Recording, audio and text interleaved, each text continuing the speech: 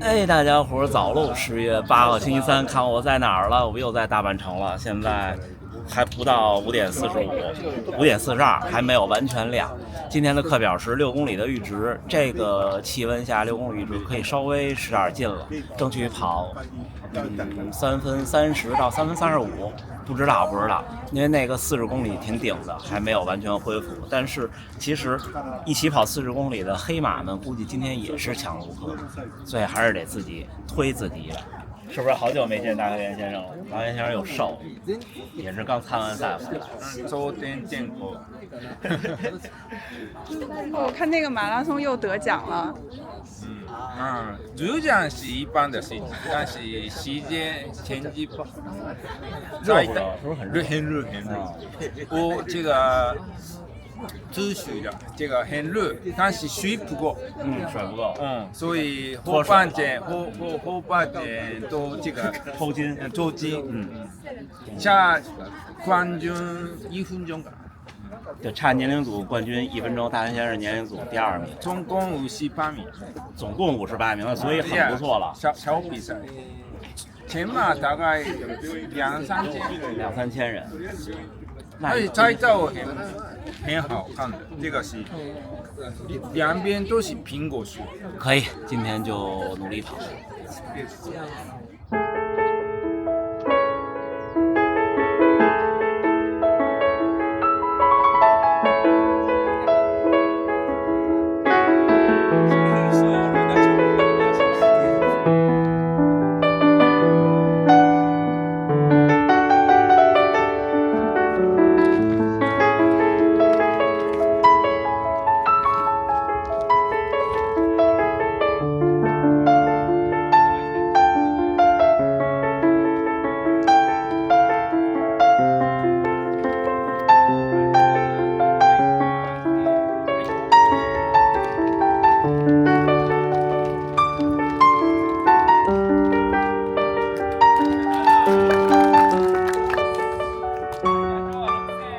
25から半。はい、じゃあ6キロお願いします。はい、どうぞ。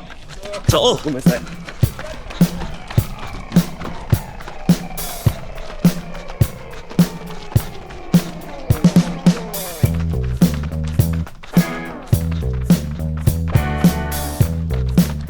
大家听到的话外音是我后期录的，因为我又想把整个的训练呈现给大家，又觉得一个6公里的训练时间太长了，跟大家分享一下没跑到一个程度的感受吧。今天起跑还是决定跟第一组一开始说的是3分25左右，最后看到大家是跑了3分27。这个湿度天气下跑3分25，目前看起来还是有点难。起跑的第1公里感觉不是很快，就明显感觉到大家有点保守。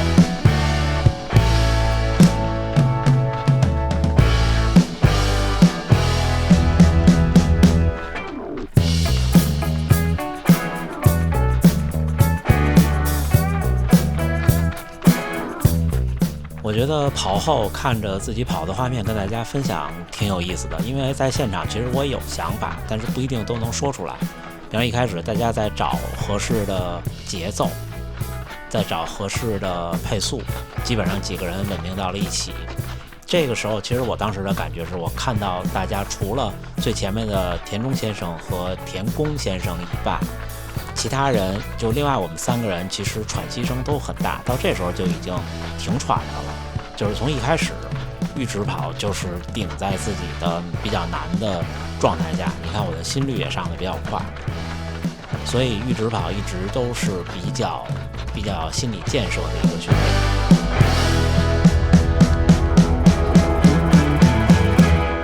今天的天特别好看，现在我们面向西边，从东边照来的太阳会把西边的天映红。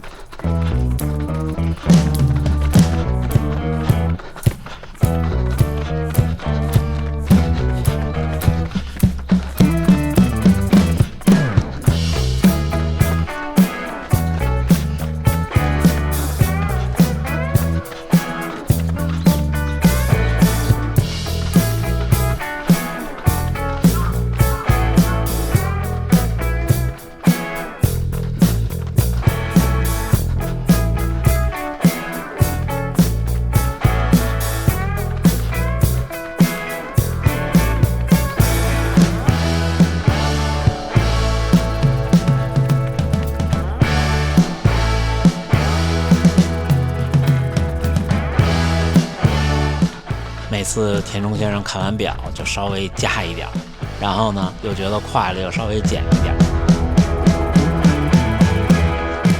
看田中先生这个跑动，其实我跟在他后面的时候是很有压力的，因为我的步频太快，我没有田中先生的大步幅，所以呢，你不自觉的就会用自己的步频去对标他，你就会感觉啊，他比你轻松好多，是有这么个心理感受的。1公里3分29。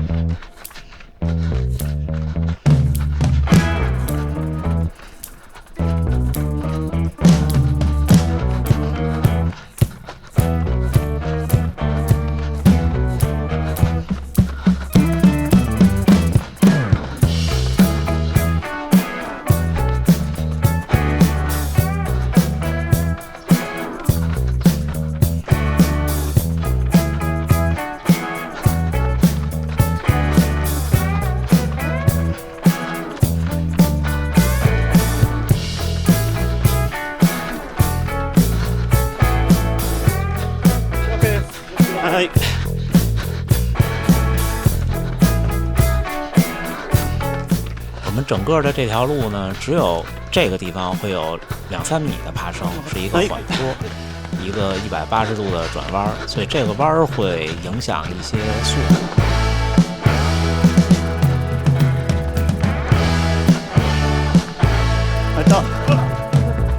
一般我们第一次拐过这个弯儿，就开始看到后面几组的选手们跟队友们打打招呼，互相喊一声。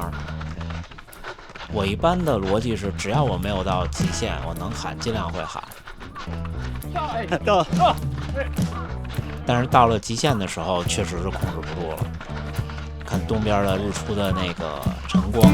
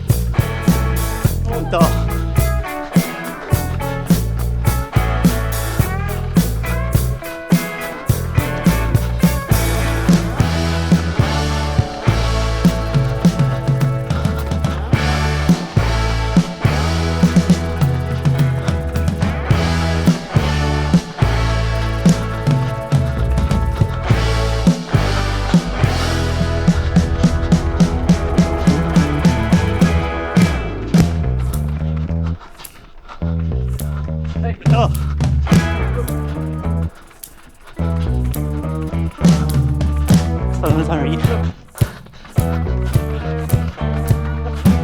到。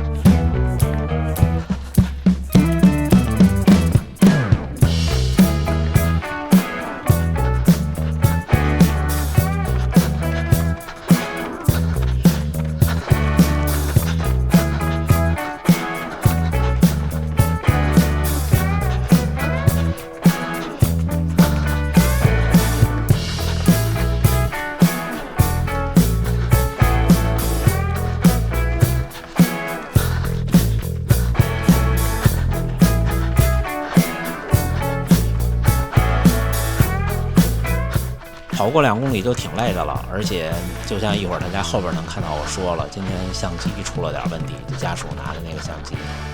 我在想，当时脑子里我是这样想的，我说一会儿能不能看见他骑着车追上？如果看见了呢，说明相机又好了；如果没看见呢，那就没看见了。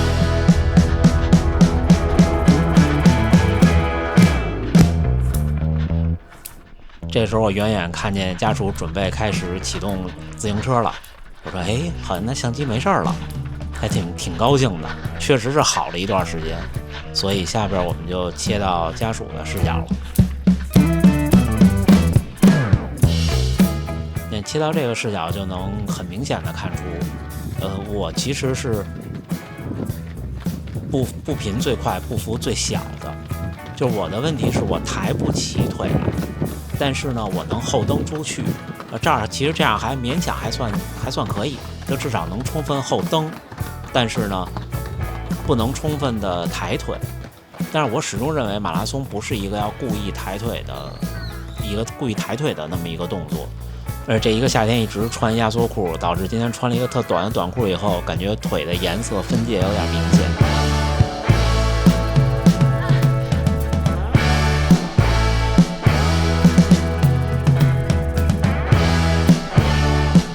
3分26，哎呀，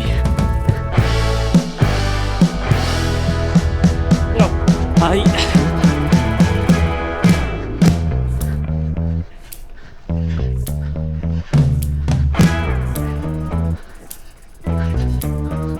在过这个转盘的时候，其实我是能感受到我的优势的，就是高步频。这个时候我转弯就比较流畅，我会觉得，我感觉到大家减速了，但是我还能快，这是我当时的真实感受。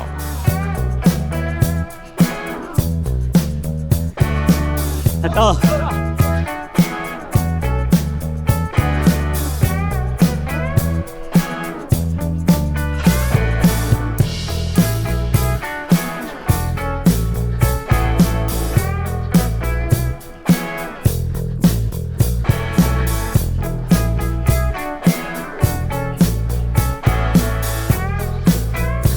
这一段家属的视角拍的比较长，跟我们好一段，而且这时候已经很极限了，并且上1公里跑了3分26，这1公里没有要减速的趋势，大家都很拼。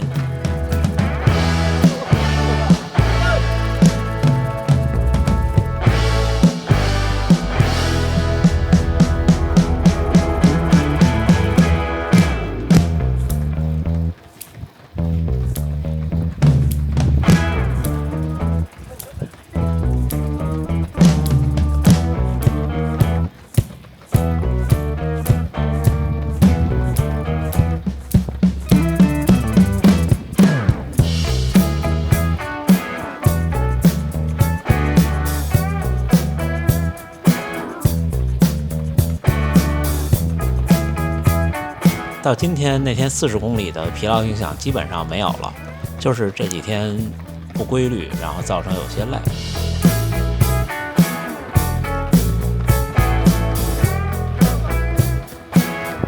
所以会看到我今天的跑动的姿态是有些疲劳的，就是核心不太稳，不是太有弹性。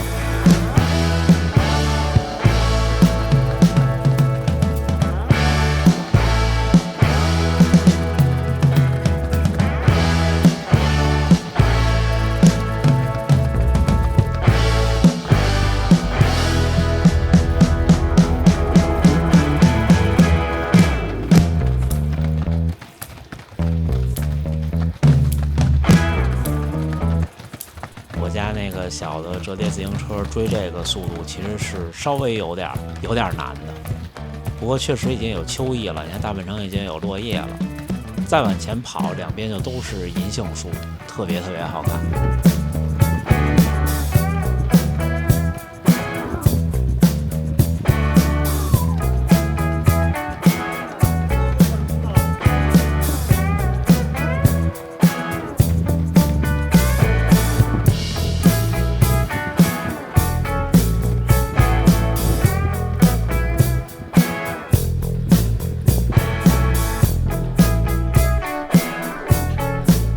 3分28。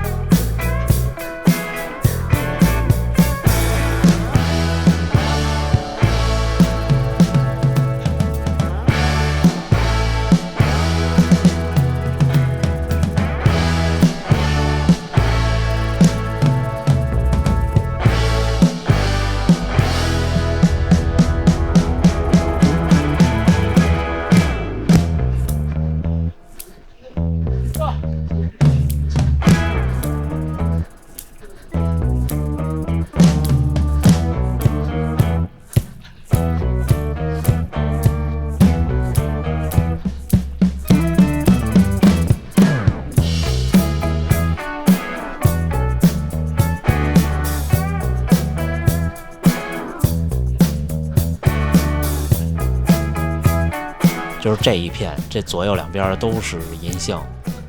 到秋天的时候，落叶一下来，特别好。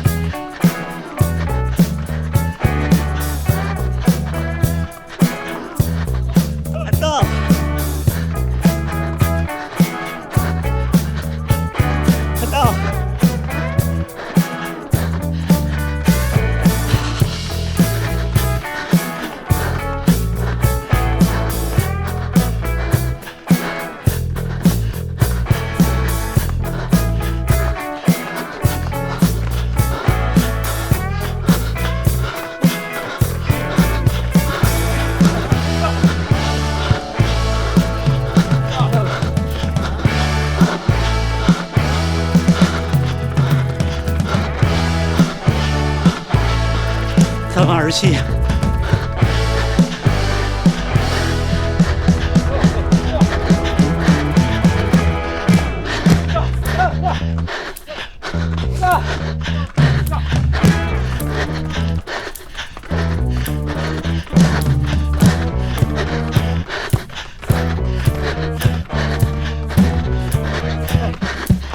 最后1公里，大家开始想办法加速。现在最前面的是藤冈先生，他的5公里成绩最好成绩已经超过了我，他后边的爆发力特别棒。藤冈先生就是这1年练得特别的辛苦，特别的努力，所以提升特别大。最后我们3个在努力加速。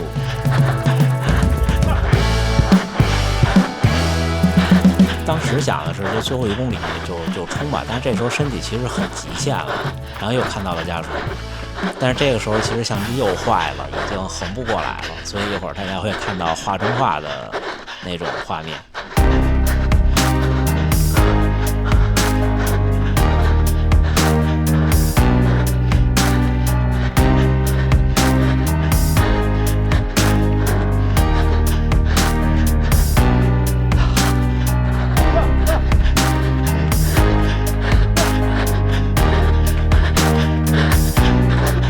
田中先生不知道因为什么，过了差不多4公里多的时候降下了速，可能还是有伤，所以大家其实都是挺拼的。那天我们的接力赛，田中先生看起来按现在的状态看起来应该是不是完全在最好的状态下也能跑那么快。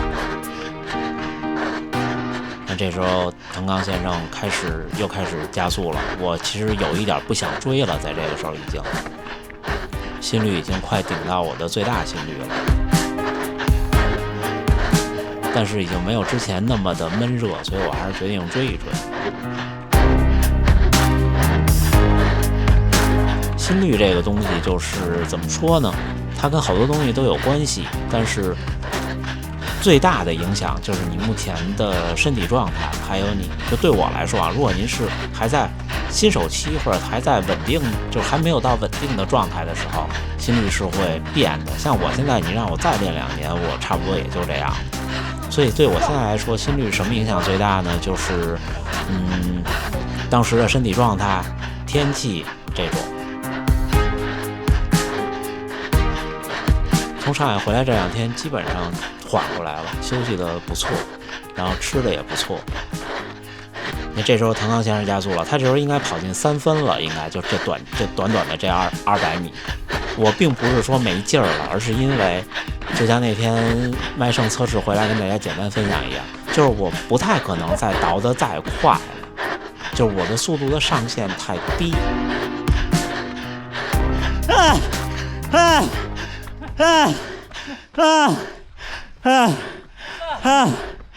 そうです。ありがとう。そういい。ありがとう。素晴らしい。ずっと先頭。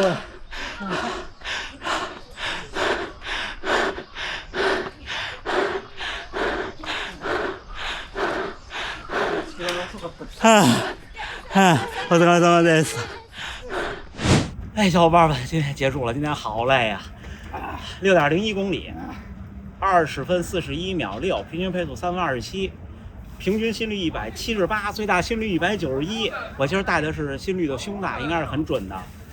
有氧效果3.8，无氧效果1.0，训练负荷189，平均步频208，触地时间173毫秒，左右平衡50.8， 49.2，步速损失3%。所以你看，就到这种速度，步速损失百分比就会上来，因为你为了更快的代价，就不是那个甜点配速了。所以我们要想办法的是让自己，比方我的马拉松目标，假如我的下一场目标配速是3分43，我要想办法让尽量比3分40分慢的时候，我的步速损失比大，因为我是故意慢了；比3分43快的时候，我的步速损失比也大，因为我努着劲儿了。而在那个甜点配速的时候，就跟你玩 DIY 拳击的时候，有个甜点频率或者怎么样是一回事儿。我们不停的练，就让自己在那个配速下是最舒适的。步幅1.39米，垂直振幅7.5厘米，垂直振幅5.2%，累计爬升7米。我们这样可以。哎呀，累死了！今天还有个小意外，那个不知道大家看到的画面怎么样？我那个 Pocket 3重度用了2年以后，终于坏了。那横竖的传感器不灵了，就是屏幕横过来以后它不横过来，有时候横，有时候不横，然后有时候横着成功横过来了以后它会竖过来。但是我买了那个 Care， 所以还好，去试试去修一下。小伙伴们给了伴手礼，我们看看单圈数据。第1公里3分29秒53，平均心率160；第2公里3分31秒39，平均心率176；第3公里好快呀，3分26秒85，平均心率178；第4公里3分28秒02，平均心率182；第5公里3分27秒17，平均心率185；最后1公里3分16秒45，平均心率188。就最大心率最后冲到了190，又冲到最大心率了。再过2周，应该就能全力以赴的跑了，就应该就凉下来了。今天其实算是全力以赴了，就是最后的冲刺我没有很玩命。这种跑就是这样，如果你第1公里、第2公里再快2-3秒，其实也就快了，就不会说你后边就不行。这只能凭这感觉来说。就这种阈值跑，其实它是一个你当前状态的阈值，这个有状态也有天气。就比方我现在还是那么强，把我现在放到一个7摄氏度的比赛中，我也能跑，比方我还能跑3分26的阈值，像手表跟我测的一样。但是在这个天气下，我的阈值可能是3分，假设是3分29，所以就是这样。今天3分27，差不多就是这个感觉。如果大家跑这种短距离的，比方说短距离，我觉得5公里最少，最多8公里这种阈值的话，就是你的 LT2 那个绝对速度，就手表上显示了你的乳酸阈值，就一个绝对的速度。如果你跑得长一点，比方8到14公里，那差不多就是那个区间，就是这样。这种跑对于任何时期的选手其实都是最艰难的，但是对马拉松来说最有效的提升办法，可能都不能算之一。我个人认为是最有效的。大元先生给带的糖豆、苹果，你们能看清它这寓意吗？青森县就产苹果，我也发。上海のお土産。ありがとう。いつもすみません。どうぞ。いつもすみません。ありがとうございます。いただきます。ありがとうございます。どうぞ。ありがとう。啊，いただきます。阿丽莎，谢谢。啊，すごいありがとう。又被蚊子支配了，小伙伴们。どうぞお疲れ様です。来坐红大上来到。哇，太棒了，太棒了。对，どうぞ。ありがとうございます。上海の、はい。どうぞ。あ、みーのめちゃんぱありがとうございます。頂戴いたします。ありがとうございます。お祝いの。水沢さん。上海のお土産。上海、ありがとうございます。はい、お疲れ様です。すごい。来田先生、上海的。上海のお土産。どうぞ、お疲れ様です。野口さん。はい。ありがとうございます。どうぞ。ありがとうございます。どうぞ。ありがとうございます。藤岡さん。あ、ありがとう。How was you? 上海。上海。はい。上海。嗯。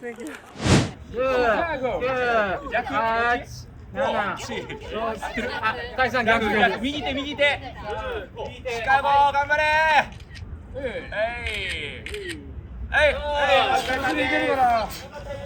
行吧，回家赶紧去看看我那个 Pocket 3怎么办。